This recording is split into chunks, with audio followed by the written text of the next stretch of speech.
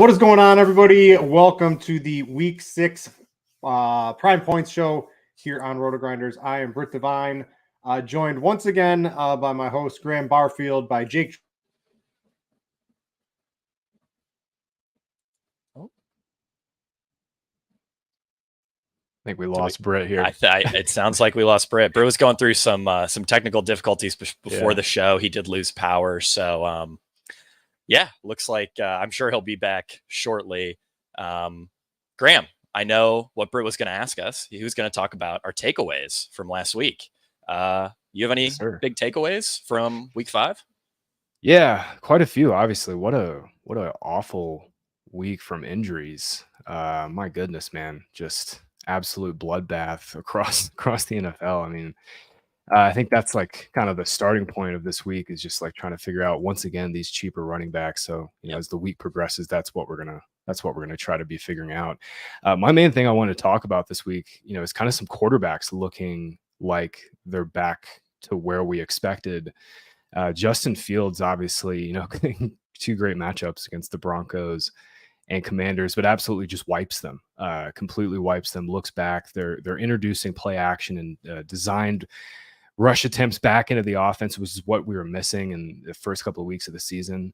Fields off play action has been fantastic so far last couple of weeks. And, I think this is just sharp from Getsy, just funnel the ball to DJ Moore, run off play action. Fields is 15 of 20 for 182 yards and 2 scores off play action the last 2 weeks. He also has 9 designed rush attempts after having basically just 9 in his first couple of starts, Jake. I think you've got a couple quarterbacks too that you're looking at that look like they're back here. It's an injury riddled landscape across the fantasy verse. It's nice to get some quarterbacks back healthy here. Yeah, it's definitely nice to see QB play picking up a bit. Derek Carr looks fully healthy again. He had 6 deep pass attempts on Sunday. That was 3rd among all quarterbacks. That's probably bad news for Alvin Kamara, but it is great news for Rashid Shaheed and Chris Olave, who, by the way, Olave, 2nd in the NFL in total air yards. And if you just look at the Saints' first 3 games, he averaged 19 expected fantasy points per game. And really, I think the Saints' first 3 games are kind of the only games that are relevant if we're looking at the rest of the season, given that Carr was hurt in Week 4, and then they had that total blowout in Week 5. Don't sell Olave at this point. Big games are coming. I think he's still a pretty strong DFS value. Usage is fantastic with a healthy Derek Carr. And of course, Joe Burrow also looking healthy again through the first 4 weeks. Joe Burrow was getting the ball out faster than any other quarterback. And then in Week 5, he settled back into what looked like normal Joe Burrow. He's moving around well in the pocket, posted a 2.48 second time to throw, which is roughly in line with his career average. He had a 10-yard run in there. He was also responsible for 20 first downs, which is 37% of his total first downs this season. And if Joe Burrow is back, he's going to end up being a very strong DFS value this week, which is something that I'm sure we'll talk about a little bit later. Yeah, for sure. And on Olave and the Saints, man, Olave just missed on a huge game. Carr and Olave just missed on like a 40-yard bomb up the sideline. I think Olave couldn't get a second foot down. And then there's a touchdown that Olave couldn't get a second foot down too. So, I mean, Olave could have had a 2-score game last weekend. You want to transition over, Jake? I think we can move on. DFS talk here. I think we need to cover our stands here first, Graham. Of course. Yeah, of course. It's for first time hosting, a little rough, but we're gonna get it all figured out here. So my big stand this week is that I want to take a huge stand in DFS on the 4th highest total game of the week. I already teased, one of the quarterbacks. He's back in this game, this is a game that I am going to be all over in DFS, assuming things hold. Obviously Tuesday, a little early to make some sweeping conclusions here, but man, I'm pretty in love with this game so far. Graham, what about you? Yeah, this is so Chargers, Cowboys, obviously off the main slate. We got Chiefs, Broncos off the main slate, both in the primetime slots. Both of those games were the 2 fastest games in terms of like pace plays and pass rate in my game model this week. A lot of really just middling games this week. And I think this season has just been all about just nailing running back value, right? Like last week, it was like if you didn't have Brees, you probably didn't make any money. This week, I think there's 2 running back values. It's Tuesday, but there's 2 of them that stand out to me the most. We'll get through those here in just a few moments. Jake, we should first real quick talk through last week and just kind of like what we saw. I just want to talk, not to kind of just take this off the rails a second. We're going to wait for Brit to maybe get back online, but I just want to talk through last week and just what worked in terms of lineup builds. And last week, in the last couple of weeks, I think the by and large, we've just seen running backs just get piled onto. Like, you, Scott, and I were talking on Friday, and we were like, yeah, David Montgomery is the best running back play on the slate. He should be 35% owned. At the time, he was projecting for like 20%. Everybody piled on. At the same time, Breece Hall was projecting to be pretty contrarian. Then he got steamed up. This week, we got McCaffrey back on the main slate, Jake. But running back it's like a big, long, flat tier after McCaffrey. So just structurally, like, what is your initial leans? You went through the DFS early look, as you always do, at fantasypoints.com, free article. Everybody should check it out. But what's your initial lean just on running back builds this week? Yeah, it's a really interesting slate. I think especially because we could have a lot of cheap value open up. We saw Emery DeMercado dominate Arizona Cardinals running back usage after James Conner went down. That's something that I think we'll talk a bit more about later. He's only 4,900. So that could certainly be a value. Jeff Wilson could potentially come back from IR here. That could open things up. Just on its own, Raheem Mostert at 6,400 looks pretty great. I think this is a tough slate from a running back perspective, especially because I'm not even sure if I really want to pay up for Christian McCaffrey in like one of the worst possible matchups against Cleveland. I mean, the total's super low there. I'm curious on if you have any hard takes on the running back position this week. Yeah, McCaffrey is obviously going to be like a bellwether, try to, decision point, kind of inflection point this week. Browns have been very good on the whole against the run. They're giving up the 4th fewest yards per carry, but they have given up a few explosive runs, 5th most explosive gains of 15 or more yards. It'll be interesting to see if they get Elijah Mitchell back too in this spot. I mean, McCaffrey is obviously playing like one of the best players in the NFL, like obviously not just the best running back in the NFL, but just an incredible player and an incredible role. It'll be interesting to see if they get Mitchell back, but even if they don't, he plays like a reduced role again. I mean, McCaffrey's getting 85% of the snaps, Jake. He's averaging like 26 half-point PPR points per game. It's prime McCaffrey once again. He's the right price. He's going to be 10K, I think, in a couple weeks.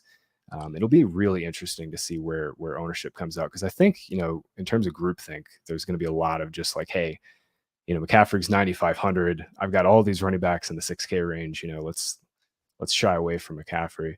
I was just going to say, I would imagine people would probably lean more towards playing a guy like Tyreek Hill or Cooper Kupp at that price, especially if a ton of running back value opens up, like we mentioned.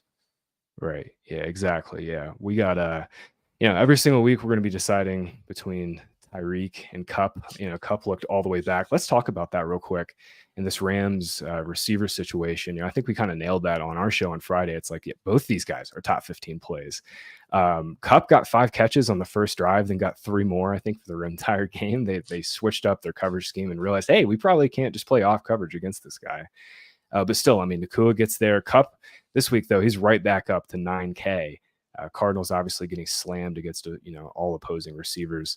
What's your read on Nakua versus Kupp this week? Yeah, I think it's very interesting. I mean, I sort of wrote it up last week as back in what was it 2019, the Rams, Cooper Kupp and Robert Woods averaged just over 40 fantasy points per game combined. And I sort of said, I think we're looking at something very similar here between Puka Nacua and Cooper Kupp, but a much tighter spread. So probably closer to around 20 fantasy points per game for both guys for the remainder of the season, which is obviously awesome. And that makes me want to just lean into the cheaper guy this week, which is Nakua. At the same time, though, I do think your stat that Kupp had, 5 targets on the first drive is extremely interesting, given that teams spend a lot of time scheming their first drive, the first 10, first 15 plays. So that could indicate that maybe they do want to get a little more designed usage going Cooper Kupp's way, but we'll probably need a few more weeks of data to be able to really make a big decision there. Graham, I was curious, like one of the things that Britt wanted to talk about today, and hopefully we can get him back on it at some point, was, what is this Vikings offense going to look like without Justin Jefferson? And this was something that I sort of dove into. He went down at the 12-minute mark of the fourth quarter in week 5, and Minnesota was playing from behind. So that forced him into a lot of 11 personnel, which led to Brandon Powell earning a 75% route share. And he actually tied with Jordan Addison for the team lead in first read targets. But we have to remember that Powell throughout his career has mostly been a special teams guy, which makes me think they're going to lean more into 2 tight end sets. And that's exactly what we've seen so far this season, especially when they're leading or tied.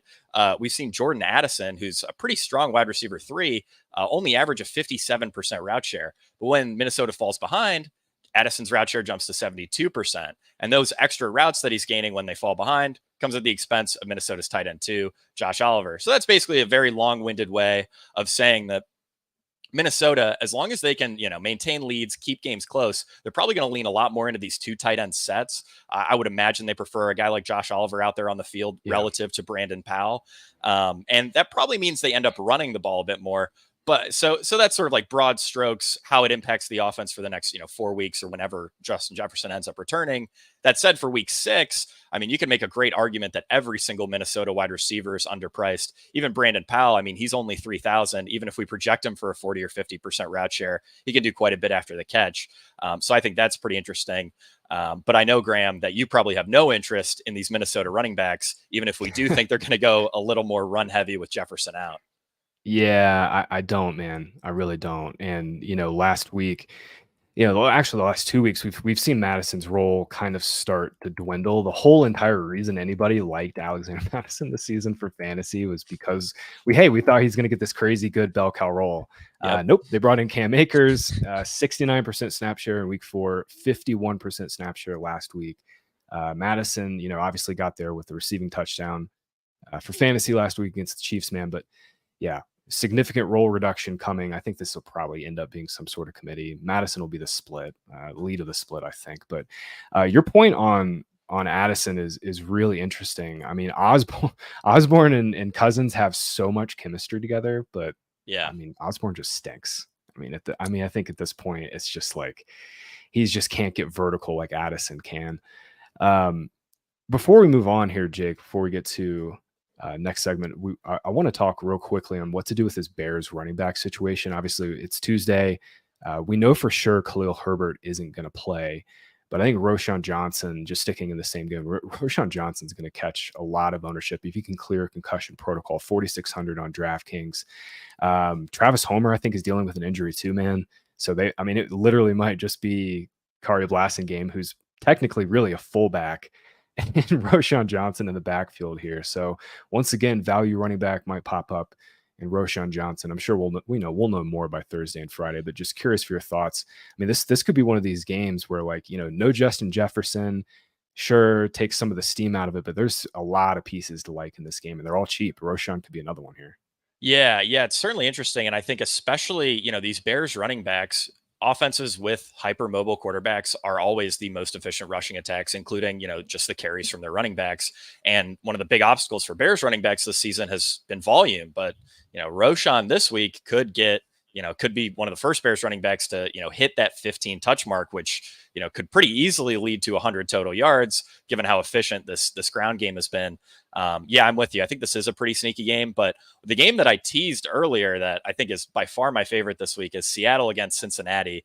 Just from a matchup perspective, I think this game is absolutely awesome. DK Metcalf dominated man coverage last year. The Bengals run man coverage at the league's 8th highest rate. Kenneth Walker is seeing top 5 red zone usage among running backs, and he just earned the 5th highest route share of his career last week. Joe Mixon averages 20.1 fantasy points per game as a home favorite, and Burrow is way too cheap. He's the second cheapest he's been since week 16 of 2021. And Burrow's 9% cheaper than his average DraftKings salary last year. I think there's a ton of great angles on this game. The Seattle pass defense has been absolutely abysmal. They're the top schedule adjusted matchup for opposing wide receivers and a top 10 schedule adjusted matchup for opposing quarterbacks. I would imagine, Burrow and the Cincinnati side is going to be chalky, but overall, I just really love game stacks here, especially on a cheap Joe Burrow. Yeah, Burrow's still too cheap. I was kind of hoping we would kind of get like another down game from Burrow and that we can really like unload on him in here in this spot. But yeah, 6,300, he's too cheap. I think he's going to end up being, 10, 12, 13% in large field tournaments. Before we transition out of some DFS talk, we'll go into some of the fantasy points tools here in a second, Jake. But two running backs I want to talk about before we get out of here. Raheem Mostert, obviously, this week. No Devon Achane, unfortunately, has some sort of knee injury that's going to require him to miss multiple weeks. The last 3 weeks with Achane kind of coming of age in a new role, it was a true split on early downs. The duo was splitting snaps. They were splitting in terms of expected fantasy points in between the 20s. However, though, Jake, Devon Achane was 60% snap share inside the 20 to Mostert's 40%. So this is a huge boost for Mostert's touchdown upside. Obviously, last week he got into the end zone once again, but Achane was already getting the majority of the role inside the red zone.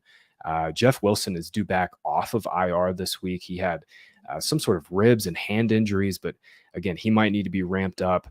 This is looking like, Mostert's backfield. I think he's going to end up being one of the chalkiest running back plays in the slate. But just like last week with Montgomery, just like last week with Breece Hall, you got to get the chalk backs right. And I think Mostert will be one of them. And to that point, Jake, it'll be interesting to see where Kyren Williams' ownership comes in vis-a-vis Mostert. I mean, Kyren, once again, 84% of the snaps last week.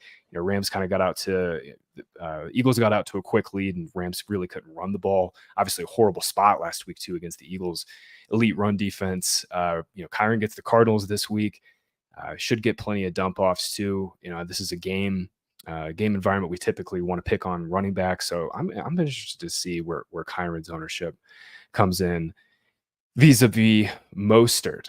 I would imagine Mostert's gonna, draw almost all of that ownership, especially given just how productive this Dolphins backfield has been. They're averaging 11 more. Dolphins running backs are averaging 11 more fantasy points per game than the next closest group of running backs, which is the 49ers. Yeah, just absolutely insane. And I'm with you on Kyren. I think he could be a really sneaky play here. I mean, 19.8 expected fantasy points through the first 4 weeks. Elite usage, still isn't really coming off the field much at all.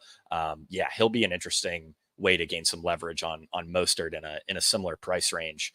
You want to transition here, Graham? I think we got to do the Ticketmaster read before we move on to the fantasy points tools. That's right. More memories are made when you're there for live NFL action, Jake. And when you need tickets, Ticketmaster has you covered. It is the official marketplace of the NFL, and Ticketmaster gets you more ways to find your perfect seat. I like using their seat map quite a bit, even if I'm, just perusing seats. They have a 360-degree preview. And if your plans change, Ticketmaster does give you the flexibility to buy or sell or transfer your tickets beforehand. Plus, mobile tickets make getting in on game day a breeze, and you can even customize your Ticketmaster app to rep your team's colors. Jake, I can't deny, I want Jags colors all over my phone, so it's very easy to change my app to Jags. Find your tickets at Ticketmaster.com/NFL today.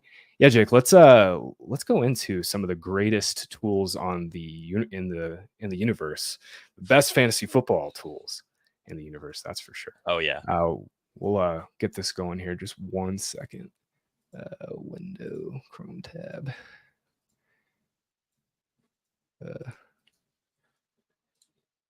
Yeah, I know one thing that we're going to talk about today that I think is arguably one of the most powerful ways to use the fantasy points data suite is just how do we pull player usage after a guy gets hurt? Say a specific player got hurt at this point in the game and you want to look at the rest of his position group after that injury occurred. With any other set of tools that I can think of, that either isn't possible or it's extremely difficult. With the fantasy points data suite, that's pretty easy to do. So we're here in the bell cow report, and yeah, if you set the week to week 5, we are going to look at the Arizona Cardinals backfield usage after James Conner went down. So I believe you'll need to change the team to Arizona. Yep. In there. And then what time did he go down again? So he went down 20 minutes into the game. So if you go to game time elapsed, and then just set the min to 20, 20 minutes, then we will be able to see Arizona's backfield usage after James Conner went down. And it's important to keep in mind, like, context is very important here. Keontae Ingram did not play in this game. I think this is not pulling for me correctly. Let's see, 20 minute. Does that look right? Custom? Yeah, that does look correct. Weird. Let's see here.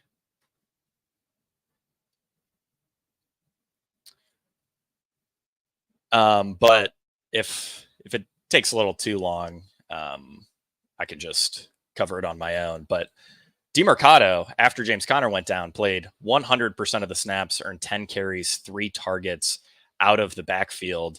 Might need to maybe reset and just try pulling again. Is Graham frozen? Am I the last one here? I think so, Jake.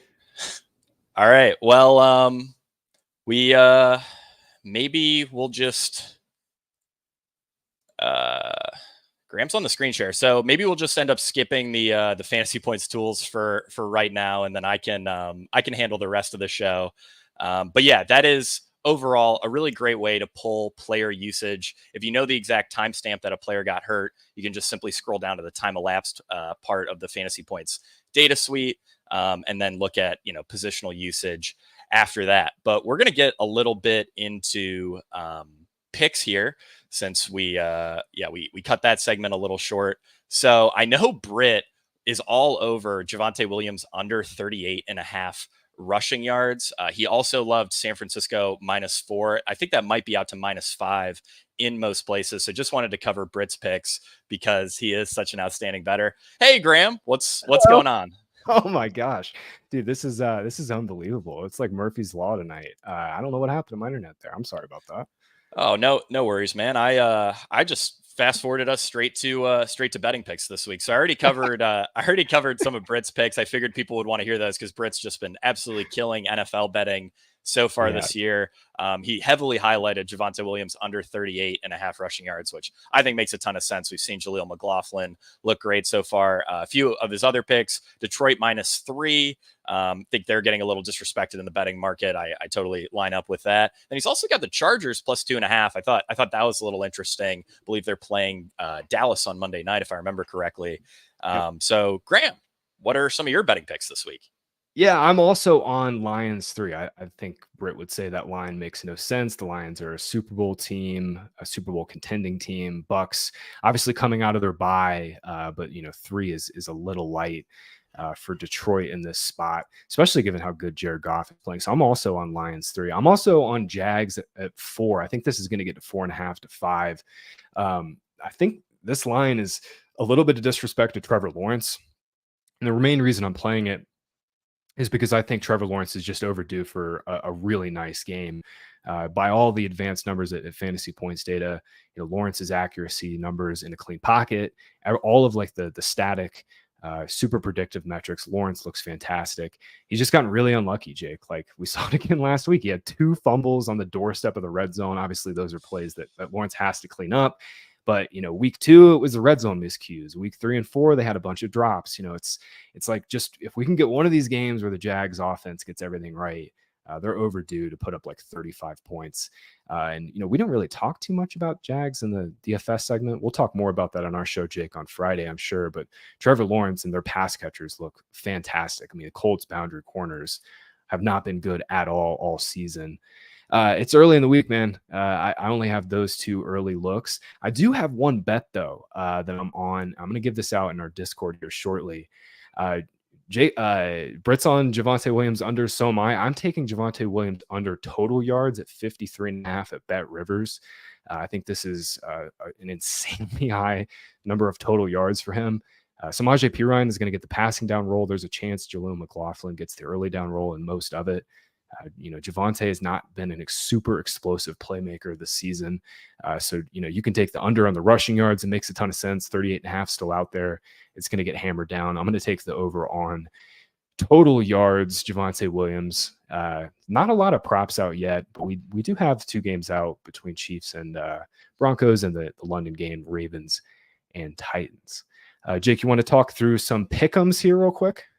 Yeah. Well, first let me get to my betting picks, and also just wanted to echo what you said on Javonte Williams. I think right now the market's making a pretty big mistake, sort of pricing him as if Jaleel McLaughlin hasn't emerged as a real backfield threat, combined with the fact that Williams himself is coming off an injury here. There's a lot of potential for him to go under his props. But for my bets, love Las Vegas -3 against New England, can get -112 over at DraftKings. New England 3 points over their last 2 games. I mean, their offense can't do anything. Obviously, hard to have a ton of confidence in Vegas, but I do think they're a notably better team than the Patriots. And then, of course, if I'm going to be all over Seattle, Cincinnati for DFS, I got to love the fact that FanDuel is the only sports book hanging 44.5 right now.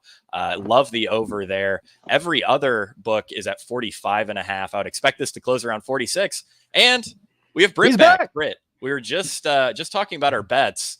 I already mentioned a few of yours because I know our viewers are eager to get your winning picks. But if you just wanted to give your reasoning behind your picks, I'm sure people would love that. Yeah, some giant fire in the town. Everything. It's weird looking outside, and it's just complete darkness. It's so dark up here in the Northeast right now, and then there's literally no lights on in anyone's house. I got a text that said power's not going to be back on until 1 a.m. There's no cell service.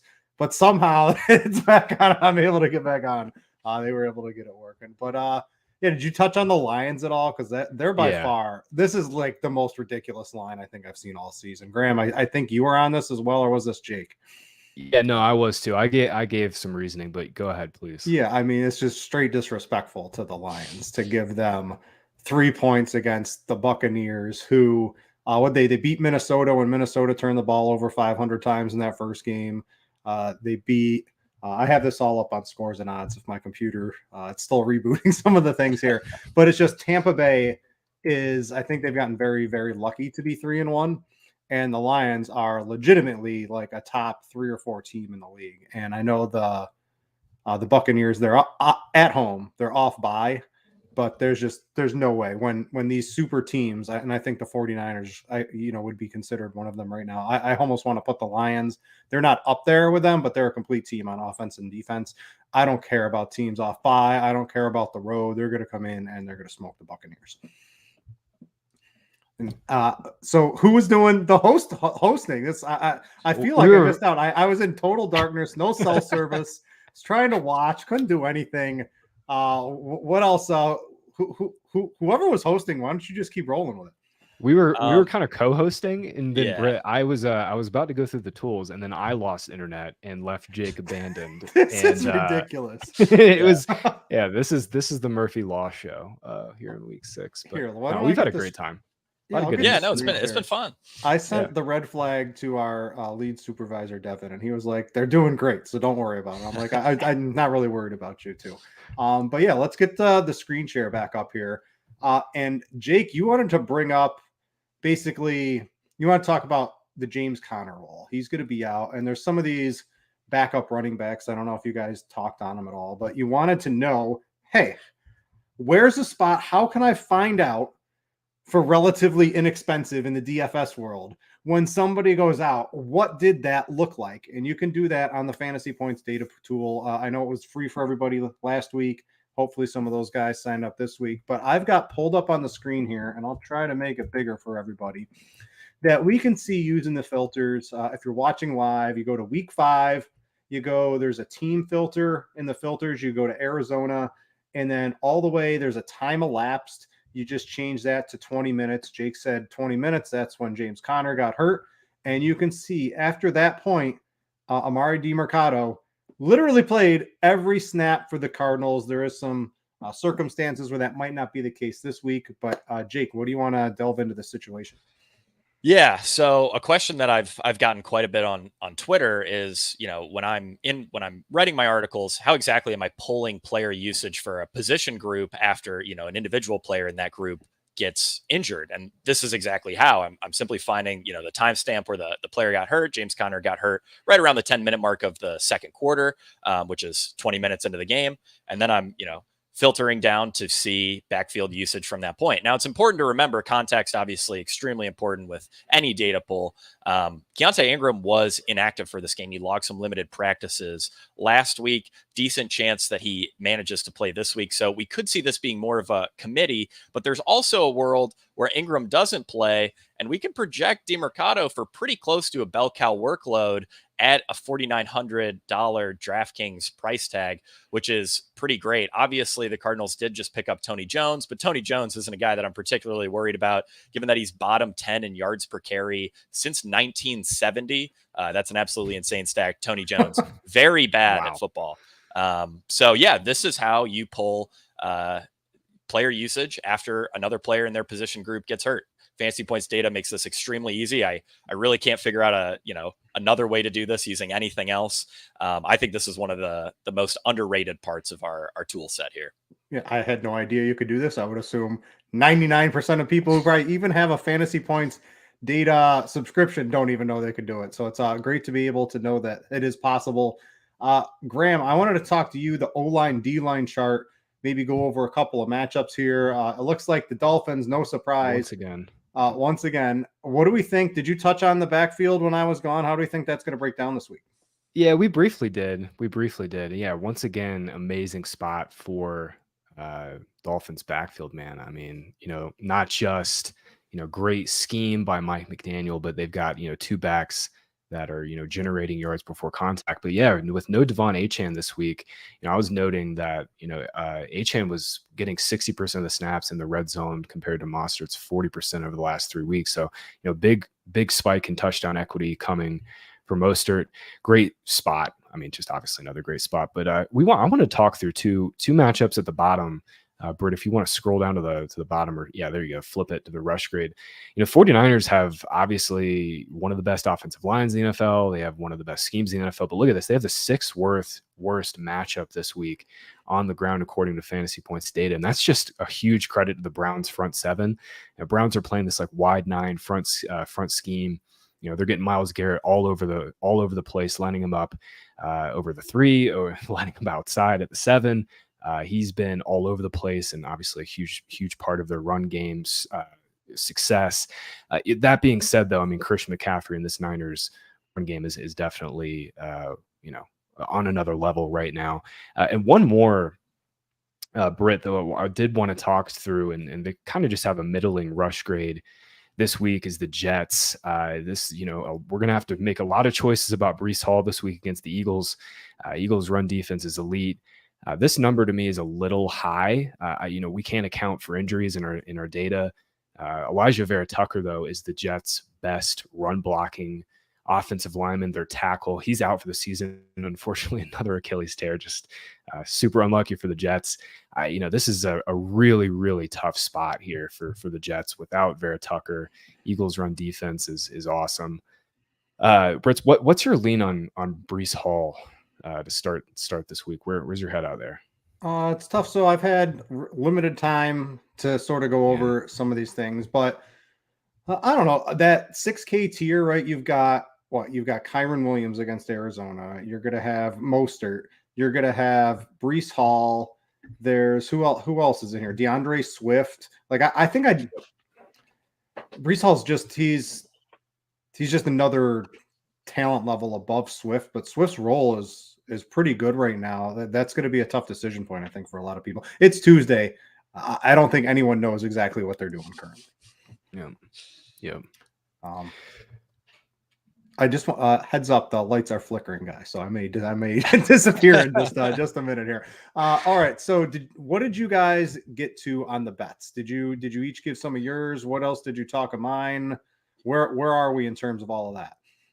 Yeah, we both covered our picks, and then I sort of gave a quick overview of your bets. I know you're big on the Javonte Williams under. So if you want to give I'll the people get into some that. reasoning there. But before we do, we got to pay the bills here. So let me tell you about our friends over at Ticketmaster. We actually already covered you there. You guys, yeah, we got what you. is this? Look at this. You guys are true professionals. I did not expect you guys to do that. All right, this is fun doing a show with two very well versed co-hosts as well. So yeah, Javonte Williams. So maybe I'll bring it up on Scores and Odds for you guys to read what I wrote here. I think the line is still 38.5. It was trending. It was down to 36. Someone out there bet it back up to 38. So we should be very thankful for them of that.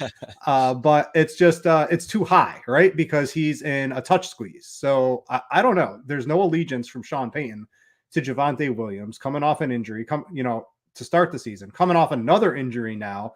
Why would they not give, if a guy led the NCAA in rushing for his career? First, how does this guy go undrafted? And then he gets into the NFL. You would think the guy that led all of college ever in rushing for a career would know something about running the football.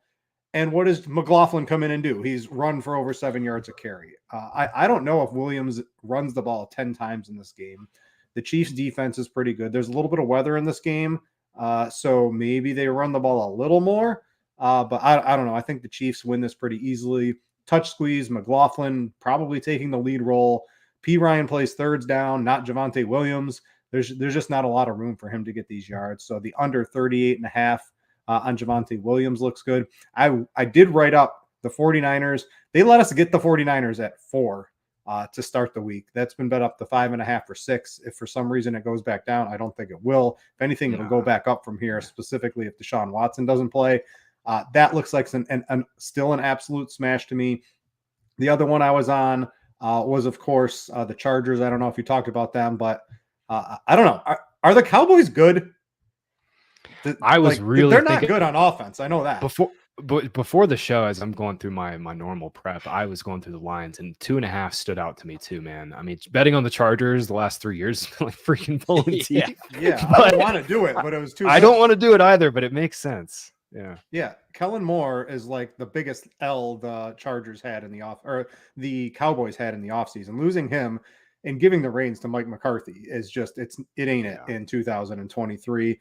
Tony Pollard's not great anymore. I think that probably has something to do with Kellen Moore, along with getting a bigger workload. It's just not working out for him. The Chargers are at home. They're off a bye. They probably they don't really have a home field advantage. There'll be more Cowboys fans there than Chargers fans, but they're still off the bye. They get Eckler back. I'm going to back the Chargers. I think this is the first time in a long time I've bet on the Chargers, but I'm going to do it for this week simply because I'm not sure the Cowboys are even like a league average at best offense right now. There's just no fluidity. There's no playmakers. Nothing's happening. I don't know if it's play calling. Dak seems okay, but Pollard's taking a step back. I don't know. I'm on the Chargers this week.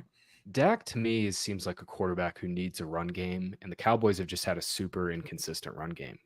I figured Dak and the Cowboys would be a little more pass heavy than they have been, but yeah, man, Dak the last couple of years, really ever since that ankle injury, he's just like not been as mobile. I still think Dak is really good, and he can still play like a top 12 quarterback, but between the inconsistencies in the run game, between new offense, it's not clicking right now. I will say this is an awesome spot for Dallas, though. I mean, Chargers defense was so bad. So I will say we're gonna learn a lot about Dallas this week. Going cross country, playing in San Francisco.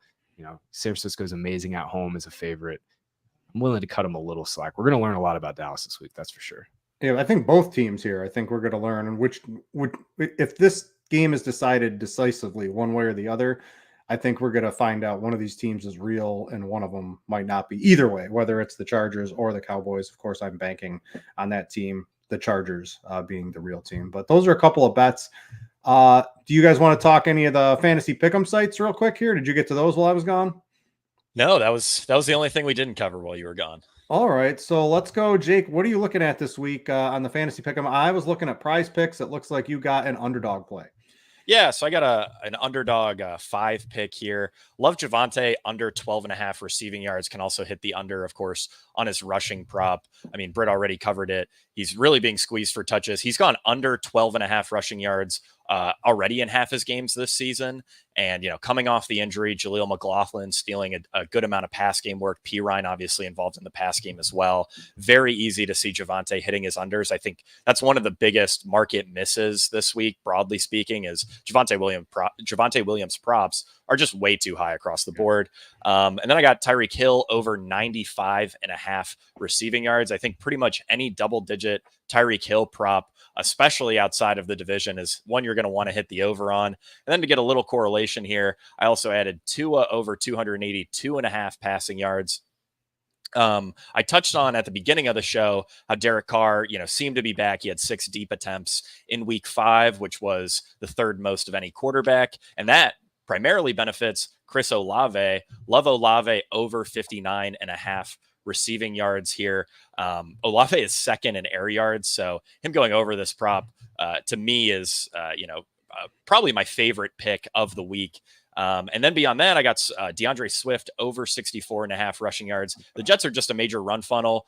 Swift has been playing great. He's getting fed. So yeah, that rounds out my slip. I feel pretty good about it, I got to say.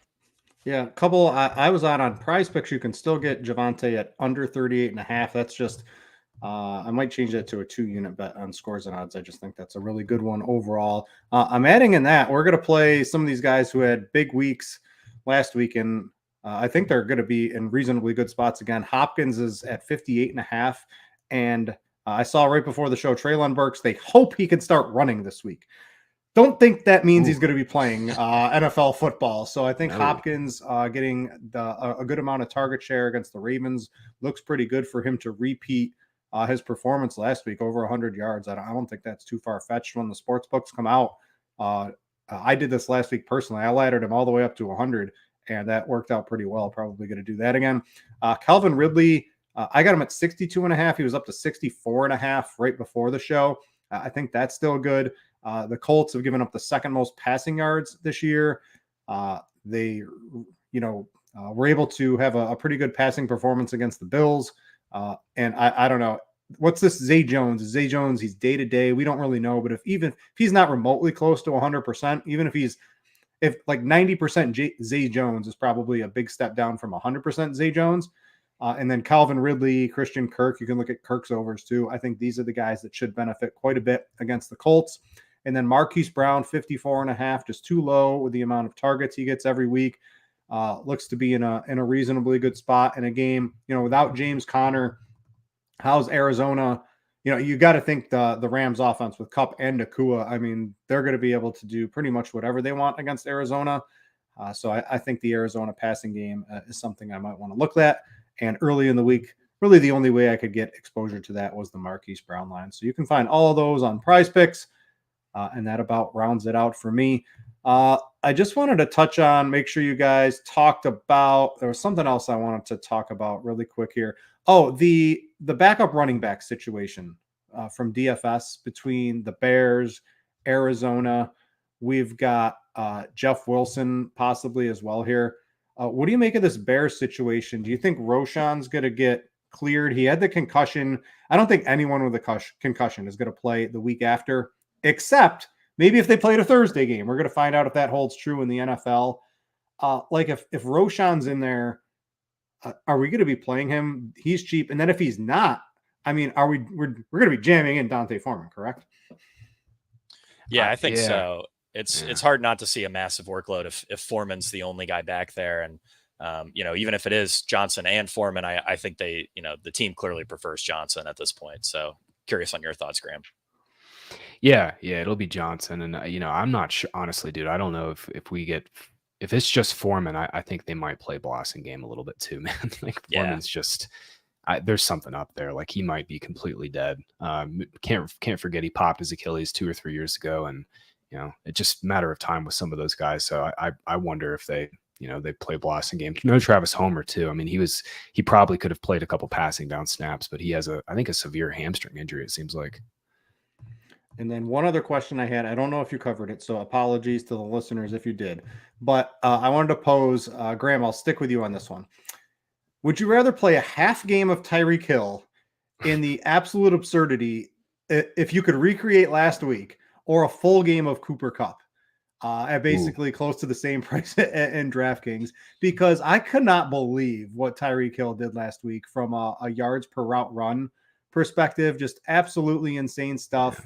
And what he's doing on the year is something we've never seen. Like, his stats look like a guy who got like 3 catches over the season, just playing sparingly, and one of them happened to be a big play.